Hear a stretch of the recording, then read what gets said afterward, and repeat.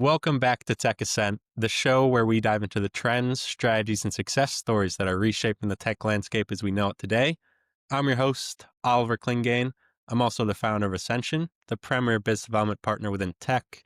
Today, once again, we are joined by a fantastic guest in JT Johnson, the CRO at Limitless. JT, welcome to the show. Thank you for having me, Oliver, and super excited to be here. Yeah, it's a pleasure to have you on. Would you mind just kicking us off, telling us a little about yourself and what you guys do over at Limitless? Yeah, so I'm the CEO at Limitless. I've been here for about 6 months. The company was originally founded by Justin Johnson, who's my brother. Um, the company is really operated as an Amazon ad agency.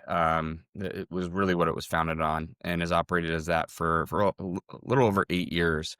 But over that time, and what makes us a little unique is that we've actually built our own ad tech in the background to help us run and manage all of our ads, and that's for Amazon and pretty much any other marketplace you have as well. Mhm. But we've seen this growing trend over the last couple of years, or two key growing trends. One of them have seen this growing trend of a lot of brands wanting to bring managing that in house.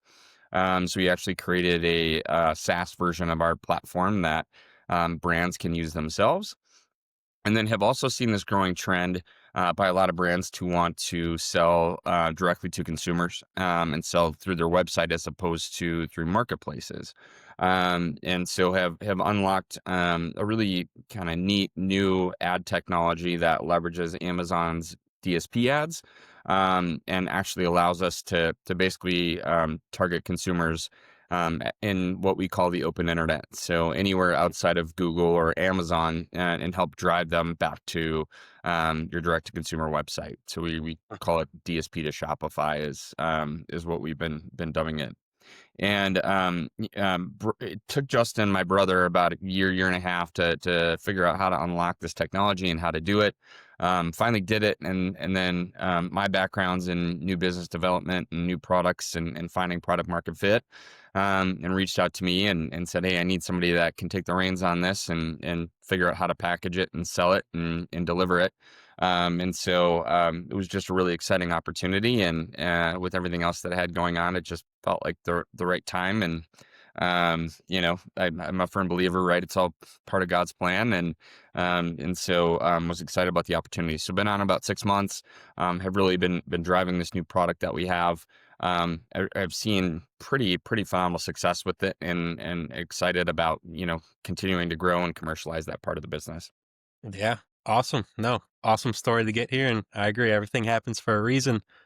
But JT, with those two trends you identified, was there anything you think that triggered those, like externally, or do you think that's just the natural development of consumer behavior?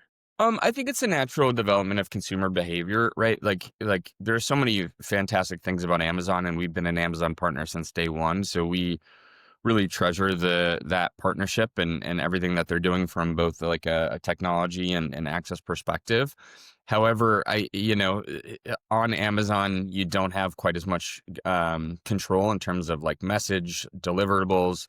And so I think with brands, when you want to differentiate yourself and really create that curated experience that's tailored towards your customers, really the best way to do that is via your website. And so I think it's partial, improving that customer experience, but also too, you're making, pretty meaningfully higher margins selling directly to consumers on your website as opposed to Amazon or another marketplace. So I think it's a lot of those driving factors, and even now more so with a lot of companies dealing with, a bit of a financial crunch with tariffs and everything like that.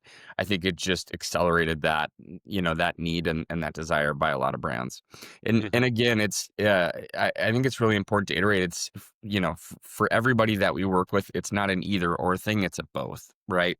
And making sure that ultimately consumers are going to buy where they want to. And so, some of them that's Amazon, where that's where they prefer to do it. Others, are more than happy to do it on your website. So, again, it's not an either or thing. It's really a both. Hmm. And it sounds like that's of pure benefit to the store owner. but I'm sure there's some challenges with breaking through the noise to be the ones to help them to do that. Being the CRO, how are you going about kind of navigating all the noise in the space and breaking through that?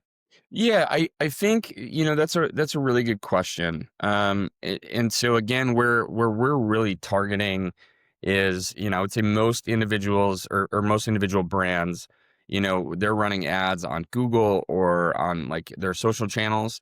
And again, where we see the opportunity here is basically everywhere else that they're on the internet, whether it's a website or whether it's an app, really everywhere else. And so the unique thing is that we're really on the leading edge of this. So from a competition standpoint, there really isn't quite as many people in this space.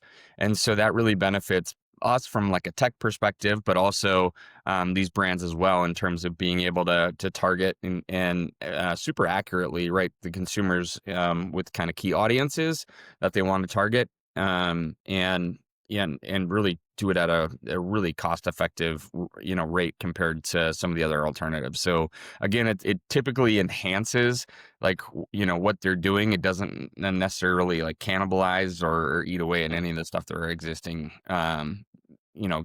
doing with ads. Did I answer it okay? Yeah, for sure. And with any sort of tech, whether it be something like your platform in ad tech and AI, cybersecurity, whatever it is, there's always that adoption curve or just that kind of hesitancy around signing up for something new. Is that something you still see in your space, even though from the sounds of it, the outside looking in, sounds like the pros far outweigh the cons? Is there still that hesitancy? Yeah, there's going to be with anything, and so if you think of like somebody from my perspective, right? Like, how do you take away those barriers and just make it as easy as possible for brands to want to try it and say yes, right? Like Mhm. that's always my mindset from a sales perspective, right? How do I make it just a no brainer for them to say yes? And so that's absolutely something that we've done. So in Q4 here, we've been offering a free managed trial where it costs them about $1,000 in ad spend that it goes towards, and that's it. So we don't charge any other costs or upfront costs or anything like that. So it's something where it's $1,000 in ad spend they're going to be spending probably somewhere else anyway, and so to be able to test it out for $1,000 and see if it really works. And there's no other costs outside of that. It tends to be a no brainer for most brands, especially if they have a key initiative around really driving more sales through their website. Mhm. Yeah, and where do you typically encourage people to advertise on? Or is it the platform of So their choice? yeah, it's partially their choice. So with the ad tech that we've developed, it's through Amazon's DSP ads. And so Amazon has access to 37 different ad exchanges. And so it really can target anywhere, anybody anywhere, right? And so it's targeting that 98 percentile of everybody everywhere else on the internet. And so with those ad exchanges, as long as our ads will show up if it fits the parameters. So if we have an audience where it's somebody that is buying, let's say, you know, uh, males between the ages of 20 and 45 is our target, right? And they're in this geographic area, it's going to show up on that ad exchange. And so that's kind of the beauty of it as well, is we don't need to get super definitive with that. Those ad exchanges will go out and they'll find them automatically with the tech that we've built. Hmm. And from your perspective for Limitless, what does the competitive landscape look like? That's kind of the scary thing is we're really on the leading edge of this. And so we have not really come across many other brands that are doing what we're doing here. And so we know we're on the leading edge of it. And anytime you're on the leading edge of that as a business, it's really trying to push as hard as you can, and be that first leader in the space. And so that's really what our goal and our focus is here. And so we've really been reaching out to either like past customers that we've worked with or current existing customers, and really trying to drive that adoption.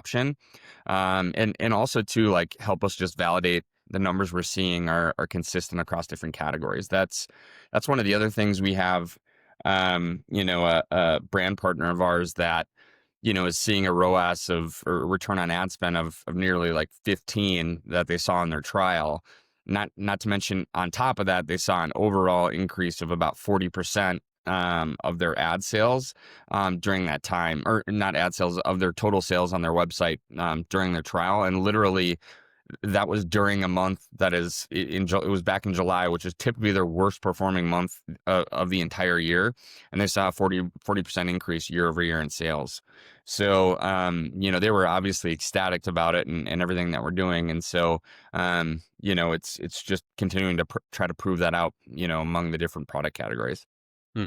And that's something we see a lot, especially, like I said, in competitive tech spaces. Yep. The more case studies, use cases like those stories that you can build, the quicker your adoption. And it sounds like you're in a good spot. You said you're essentially on the leading edge of this, so got that first mover advantage as well, which is always a good thing to get. Yep, for sure.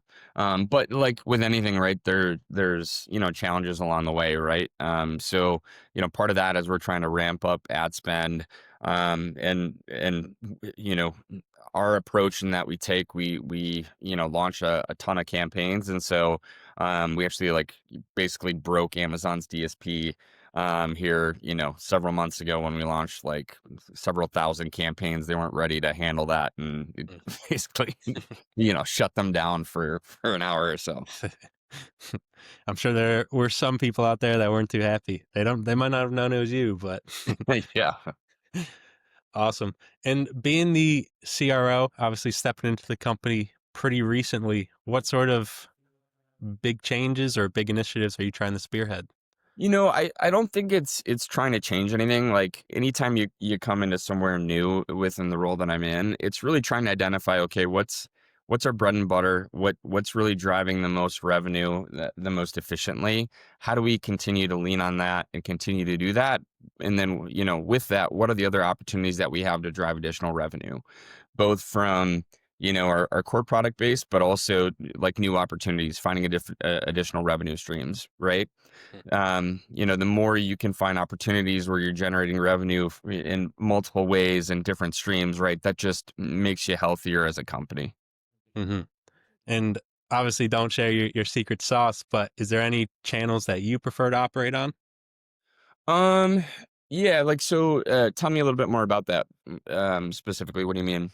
Yeah, is there any, you said figuring out what your bread and butter is. Is Yep. there, and I don't want to share your game plan on the podcast, but what strategies do you have in place that is kind of your bread and butter, Got essentially? it. Yeah, like as I said, we've operated as Amazon agency for over 8 years, and so continuing to stay true to that, and I think perform exceptionally, and in that realm is something that we continue to focus on doing and making sure we do it really, really well with the brands that we're partnering with. So that's one. The other additional new revenue opportunities for us has been offering, our SaaS solution, which is allowing brands to use our technology themselves. So that's another revenue stream, as well as this new DSP to Shopify or direct to consumer ad tech that we have. So those are really the two newer revenue streams that we've been pursuing. And then part of that is us, reaching out and you know, doing the blocking and tackling and knocking on doors and making the phone calls ourselves, as well as like leveraging partners. So, finding partners in each of those realms that we can work with, where it's a win-win. So, and we've really seen that like in the SaaS product that we have. There are a ton of Amazon consultants that are out there that basically partner with brands and run and manage ads and stuff themselves. So, having our solution allows them to do that much more efficiently and effectively. And so that it's been, again, every kind of channel is a little bit different, but I'm a sales nerd at heart. So it's been fun figuring out, right, what are the best ways to go about kind of conquering each of those channels. Hmm. And it essentially sounds like you make a game plan as a CRO. And JT, we talked about this before the show, but if you've Yeah. listened to Tech Ascent before, you've probably heard come from a background in basketball. JT also comes from a background in sports. You were a collegiate athlete. Would you mind telling us a little bit about that experience?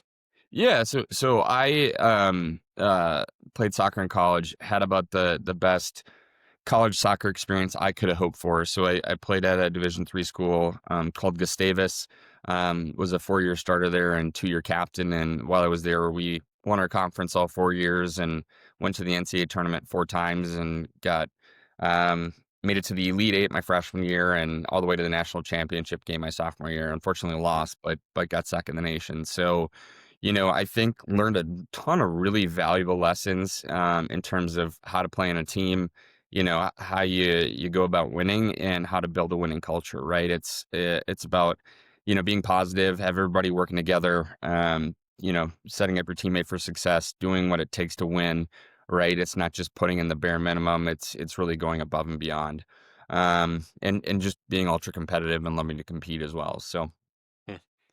And sounds like you've had a great career. I would say I was aligned with the essentially 4-year starter, 2-year team captain, but yeah, we were always a sub 500 team. So can't gotcha. say we were going very far in the tournament, but it's still the grind comes from the same place. It's all about discipline, all about, like you said, building that culture.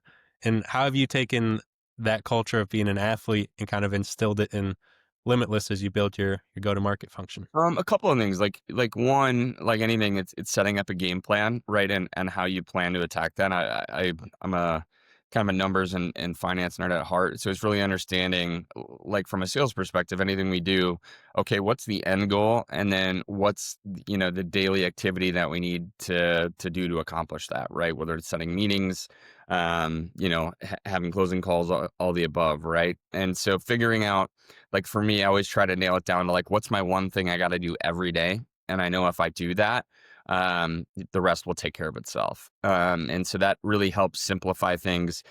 Also helps kind of gamify a little bit as well. Being that I'm ultra competitive, right? So it helps kind of keep me on track and the company on track as well. Mm.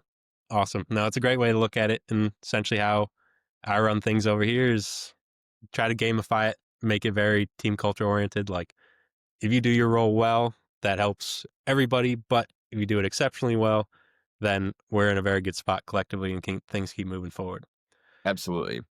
And JT, before we kind of pivot towards the end of the show, I do want to give you the opportunity to highlight what you're building in the soccer community. Would you mind giving us a little Yeah. rundown on that?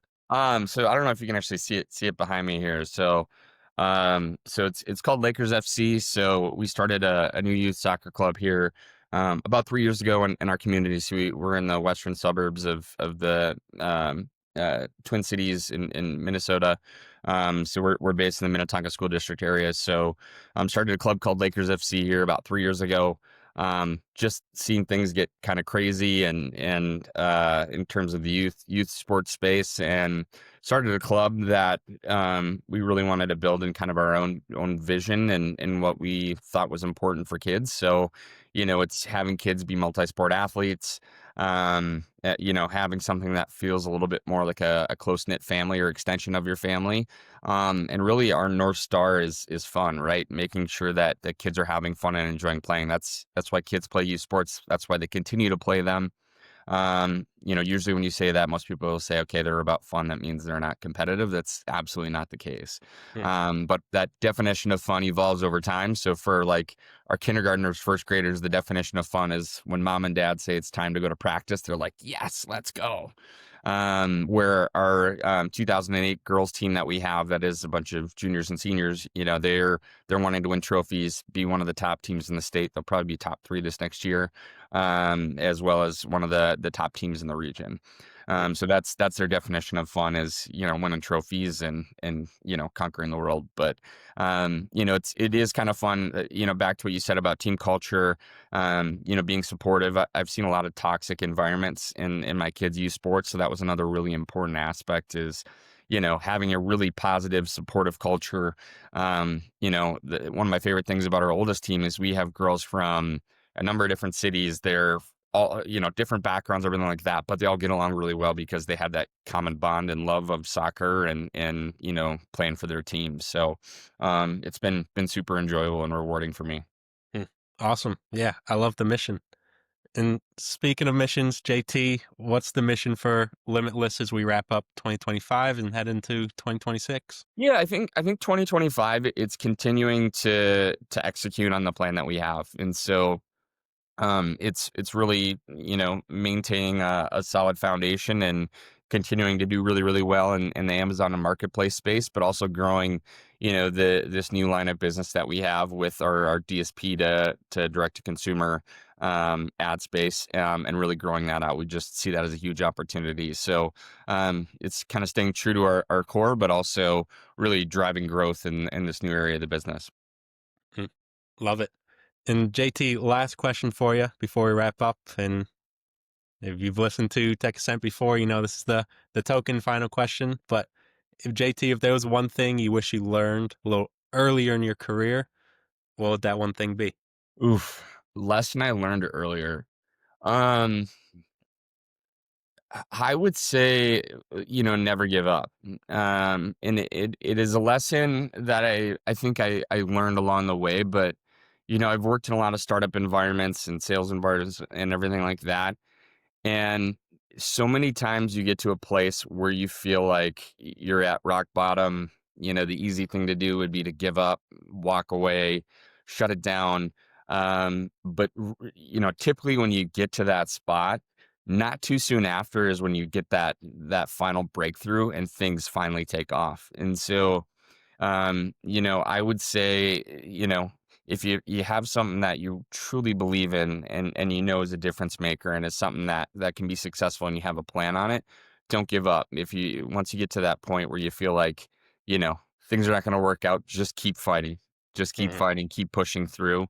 Almost all great business stories, sports success stories, everything like that, you always hear about people being in a spot where they were ready to throw in the towel or give up, and they just kept pushing through and finally had that breakthrough and things took off for them. So I would say that that's the biggest one. Like, just be relentless. Yeah, and I think that's a great one.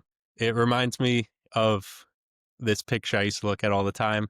You might have seen it, but it's two people. There's a wall of diamonds on one side, a little bit of dirt in between, and the guy on the bottom, he's an older man. He's walking away from the diamonds, like inches away, with his pickaxe over his shoulder, feeling sorry for himself. And the person on top is 10 feet away, but he's going super hard. You know he's going to get there. And that old man just had to go a little bit farther and he would have achieved his goal. So I think never give up. It's a big concept and got to stay true to it. 100%. Like, one of my favorite quotes in life is like, nothing worthwhile comes easy, right? So, it's meant to be hard. That's part of what makes it super rewarding. Mm, for sure. I like it. Never give up. It is what it is. For sure. Awesome. And JT, that is all I've got for you today. I appreciate you coming on the show, sharing your insights, what you guys are doing over at Limitless, what you're building in the soccer community. But I appreciate it. I'll be sure to tag your LinkedIn and Limitless's website down in the description. But is there anywhere else people can connect with you on? You can go to our website, www.limitless.tech, for sure, or reach out to me directly via LinkedIn, of course. Always excited to chat and make new connections. Perfect. I'll be sure to tag all of that down in the description. But for everybody that tuned in and gave us your attention up to this point, really appreciate it. And JT, really appreciate you taking the time to come on the show. Thank you so much for having me on, Oliver. Really Yeah, appreciate it. it's been a pleasure. Talk to you soon. Bye bye. Take care.